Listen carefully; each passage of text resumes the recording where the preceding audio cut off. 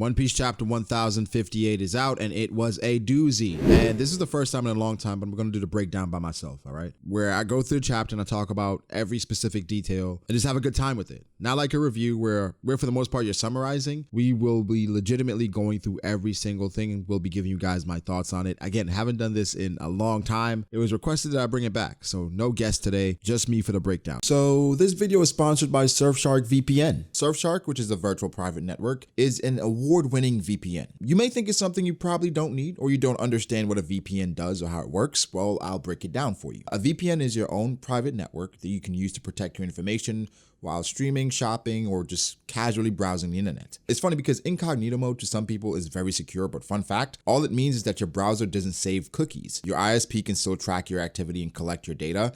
It also does not stop websites from seeing your location. Yeah, crazy, right? With Surfshark VPN, it blocks ads, trackers, malware, and even phishing attempts from users trying to steal your information. You can use Surfshark to protect yourself, and you can do all this with one account, because one account covers unlimited household devices. So to start browsing safely, click the link below, use code B.D.A. for 83% off and 3 extra months free. Yeah, I get it. Knowing you're exposed is terrifying, but use my link and protect yourself and sign up for Surfshark. So, One Piece chapter 1058, New Emperor. This is a very interesting one because last cover story we saw Katakuri, it looked like he had landed blows on Ichiji specifically. So seeing Ichiji here looking a bit beat up makes sense. Now we have Caesar and he's still using his poison seemingly, and that's how he's getting them out of it, because I'm assuming Katakuri and the others can't deal with the poison. The good part here is that Reiju, she can deal with the poison, right? Poison Pink, after Luffy got poisoned, she was able to take care of it. So I'm assuming that's something she can do as well, even if they do get poisoned. So this is honestly the perfect scenario, the perfect person to come and help them from Katakuri. And there's nothing he can really do because the poison is probably all around. A great start. We'll see where it goes, but this again is Germa's cover story. So as much as I like Katakuri, I don't expect a big W here, but it was amazing to see him again.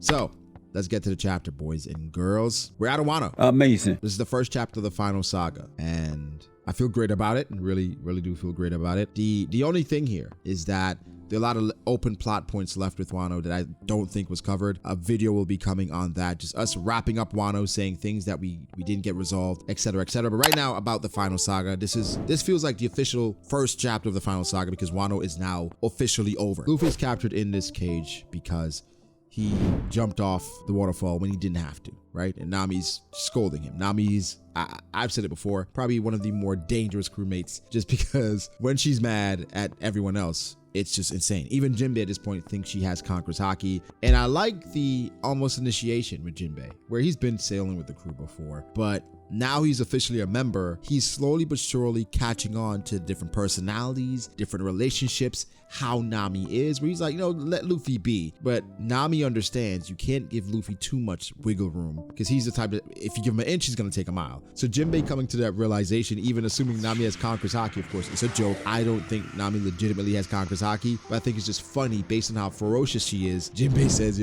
Conqueror's Haki. And the funny part as well is that everyone else is so used to it, no one else is reacting. Frankie's flexing, literally, with Nami acting like that. Jinbei's the only one. The scary part in this chapter, if you guys realize here, is Zoro sleeping, and on the ground next to him is Chopper with a helmet on, a hat on, right? And for a bit, I'm like, no way. Is that Carrot? It's not Carrot, it's Chopper. But I was scared for a good while, right? So anyway, here comes the news scoop. The birds who drop off the bounty posters. And everyone's reacting because we have new bounties. This is the most exciting time for One Piece fans because this is an update, right? A check-in as to how far they've come, and it makes you reminisce. So we always love and enjoy bounty posters, bounty reveals. So first, of course, we have Sanji reaching for it, Robin pulling it out of the way. And if you look really closely, you will see Luffy's picture, you see Robin's picture, and you even see Sanji's picture, right? You just gotta look a bit closer. Chopper's bounty never really made much sense. He is a doctor, but he still has the bounty of a pet. I guess they look at minks or special animals as not real people that don't deserve an actual bounty. But then you think about it, like Chopper's a reindeer. How much does a regular reindeer cost? But now we have a special reindeer that can talk and is a doctor. It's not worth more than 1,000 berry. I think it's stupid. personally. I think it's stupid, but hey, it is what it is. It's for jokes. I understand it's for jokes. I'm not gonna take it that seriously. I'm not gonna take it that seriously. Nami's so shocked her bounty. She's saying, my bounty has gotten so high. This is someone I'd go after, right? The bounty is so crazy. Bounty poster looking beautiful as ever. Brooke, all he said was, oh yeah, right? Bounty 383 mil. You love to see it. Frankie, for whatever reason, they feel like Frankie's poster is the Sunny. So at some point, this is gonna happen where they're gonna see the Sunny. They're gonna think it's Cyborg Frankie, gonna try to take the Sunny away. In essence, everything the Sunny can do, Frankie can somewhat do a miniature version of. So not sure how this happened, but I think it's cool. Usopp's bounty is 500 mil, just like in Dressrosa. And Usopp is crying because he's becoming more and more infamous, and everything is coming to fruition as he foresaw or lied about. Now, Robin, 930 mil. Guys, this has been a long time coming. Robin should have had this bounty a long time ago, especially with the information she has. One could argue should be higher, but they're finally acknowledging that Robin is important. It's starting to make sense. I mean, I have no idea why Robin did not have a high bounty before. I mean, she had a high bounty, 80 mil. That was the same as Crocodile, 79. Same as Crocodile for the most part. Crocodile's frozen bounty. We'll talk about Crocodile a bit later. But her having 930, this makes a lot more sense. She knows so much about the ancient kingdom, the void century. She can read poneglyphs. This is somebody that you need to capture. Them doing that is amazing. Now, Sanji, Jinbei, and Zoro's bounties. For Sanji, I understand why he'd be upset, right? He did do quite a bit in Dressrosa. His bounty was higher than Zoro. Jinbei's bounty was frozen at over 400, so he was already higher. And now the Vince Smoke cachet is no longer there. So with him, he's getting credit for being a part of Luffy's crew for sure. But guys, I'm being realistic here. We all knew that Zoro's gonna have a higher bounty than Sanji. Like, no one thought Sanji would continue this gag. Jinbei, that's a surprise, but we have to understand everything Jinbei has accomplished. Again, his frozen bounty was higher. We're in the end game, and these are Luffy's 3. Of course, he has 9 commanders, but these are Luffy's 3 top commanders. So it makes sense that they're all over 1 bill, which is beautiful, just beautiful. The dialogue and the banter between Sanji and Zoro, how can you not love it, right? Because Zoro's talking his trash because Sanji had his opportunity to talk trash when he had a higher bounty. So I love it, and loving them going straight to throwing hands and feet right after the fact. And again, Luffy, even with the 3 billion berry, he's stuck in that cage because he did something stupid. Now, moving on to Cross Guild, Buggy keeps falling upwards. We're at a point where Buggy has manipulated everyone to think he's a Yonko. I mean, he is. I'm sorry. He has gotten to the point where everyone, for the most part, knows Buggy's a moron, but everyone else in the perception of him, and I talk about it all the time, perception versus reality, they really legitimately feel like Buggy is that guy.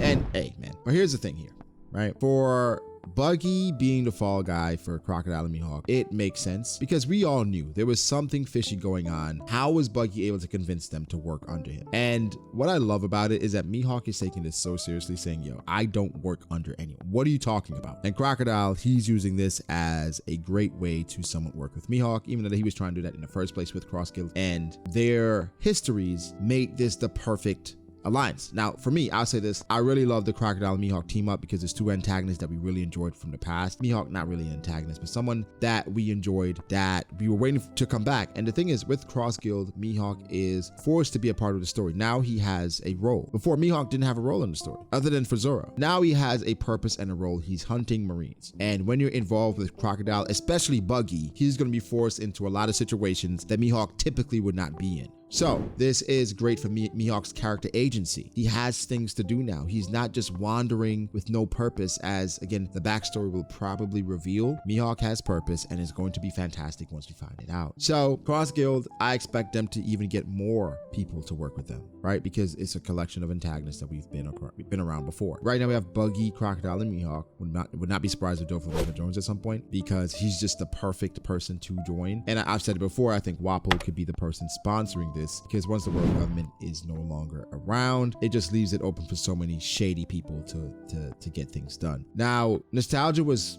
high in this chapter. It felt like pre-time skip One Piece because so many pre-time skip characters are here. Seeing Daz Bones again, Mr. 3, Kabaji, it's just so much great stuff. Now, something is important again with Mihawk and Crocodile, that conversation why Oda showed us, is that he's talking to us about Mihawk's Island and telling us that Mihawk, it's such a nuisance that he has to relocate. And Crocodile is using that, saying, hey, we should team up. The Navy will not just take us lightly, because right now with Mihawk being a wanted man again, he's going to continuously be hunted. But now we find out Mihawk used to be the Marine hunter. So he was going after people back in the day, which is very interesting considering just where he is now and what the world government was willing to do with him being a Marine hunter. That's how dangerous Mihawk was. And with Crocodile's thoughts about Mihawk and him not trusting anyone, which is interesting because Crocodile has his guys. I mean, I believe he trusts Da's bones to some extent, but Mihawk not trusting anyone makes me think about his relationship with Shanks, where he trusted Shanks enough to pull up to his territory with his entire crew there, or maybe he wasn't scared at all, and had a drink with Shanks. And the thing is, they were so close that Shanks was telling personal information about Luffy. So anyway, at this point, Cross Guild is fantastic. It's one of the genius things in the story. Even Oda, and something we have to recognize, right, and realize is Oda is quickening the pace. We had 2-3 chapters worth of content in this one chapter. Cross Guild, well, first the bounty posters for the Straw Hats, bounties and bounty posters, some of them, right? So that could have been an entire chapter, to be honest. Secondly, Cross Guild and Cross Guild's backstory and Cross Guild's bounties. Third, the revolutionary story for the most part, and Sabo at the end. All that was in one chapter. So with Crocodile pulling up for Buggy, makes sense. He wanted to start a business, needed some capital. And I like the One Piece world continuously hammering home the importance and the ecosystem just being alive. That makes it feel real to me, right? That Crocodile's like, yeah, I want to start a business, but it's not just easy going and robbing people. I need capital, so you need to give my money back. I adore that. Again, with Crocodile pulling up, he's like, all right, people are thinking he's here to save me, but he's probably here for the cash. And it's crazy that the clowns, they keep borrowing cash, man. Like, so another antagonist, Caesar, I expect him at some point to join Cross Guild.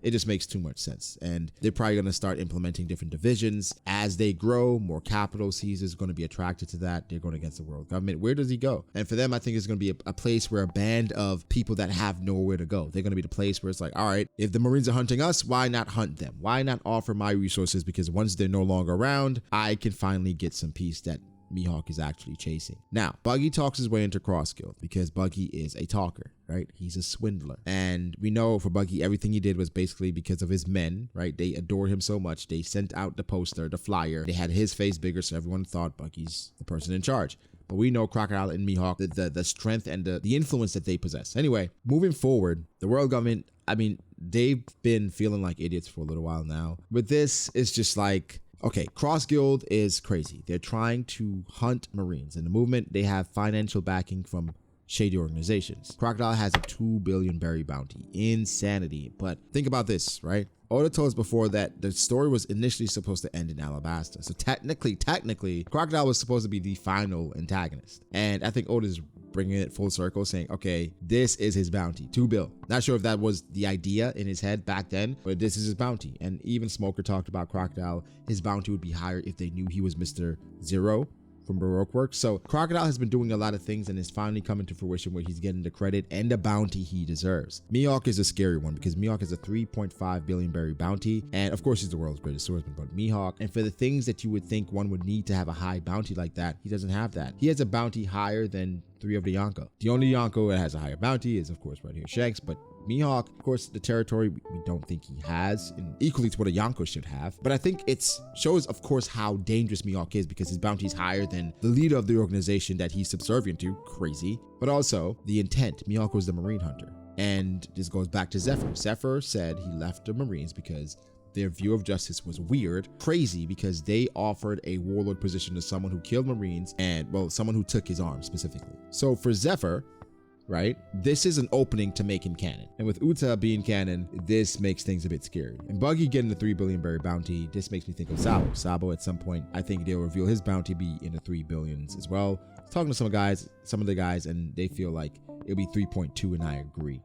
So here we are, Mihawk as well. We're finding out so much more about Mihawk's character, or his interests, I should say, because it's confirming our biases. I'm gonna just say that. Mihawk is saying that, okay, I don't care about being a figurehead. I want peace. I have no interest in the title of emperor, which is showing us that Mihawk, if he wanted to be an emperor for the most part, he could be. And so for him, he's like, I have no interest in it. I just want peace. This confirms that Mihawk is the guy we thought he was for the most part, because some people were questioning him, saying he's just a warlord, blah, blah, blah. I hope you guys understand just how impactful the warlords are, because 3 of them came together, of course, on the backs of Mihawk and Crocodile for the most part. But Buggy, he's bringing a lot to the table too. And so he is showing me, this is showing me that warlords, like Oda planned, they were supposed to be a major part of the story, and Oda is showing it here. Now we go to Kamabaka Queendom. I'm sorry. Here's the thing. They know Sabo's safe. Everyone is back, and of course, the admirals take a huge L here. Nobody even seems to have a bloody nose. This is so long, like after, right? Anyway, everyone's safe for the most part. But the main thing is that Dragon is pissed if Sabo did kill Cobra. Now, for the most part, we don't think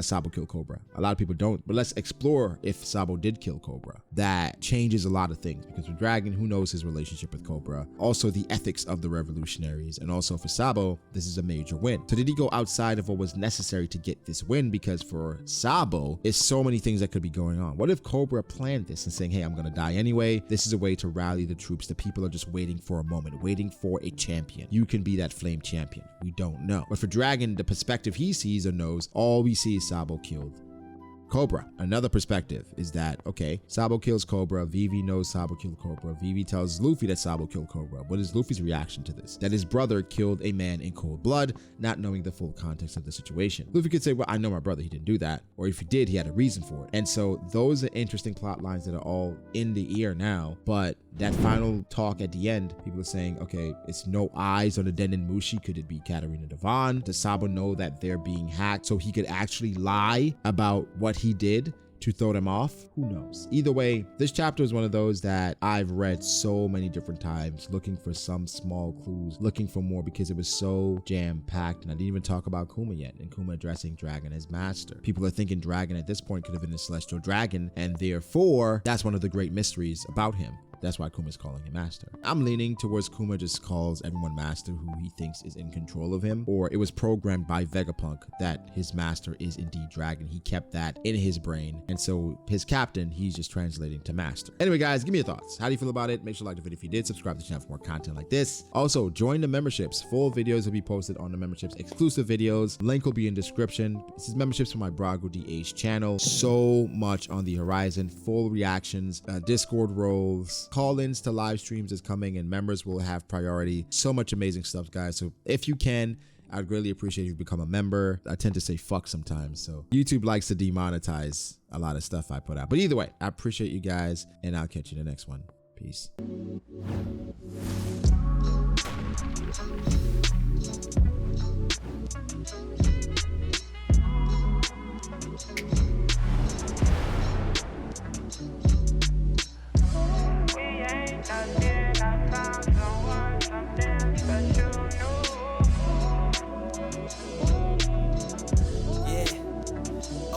I start doubting me, I felt lost. I rewrite it.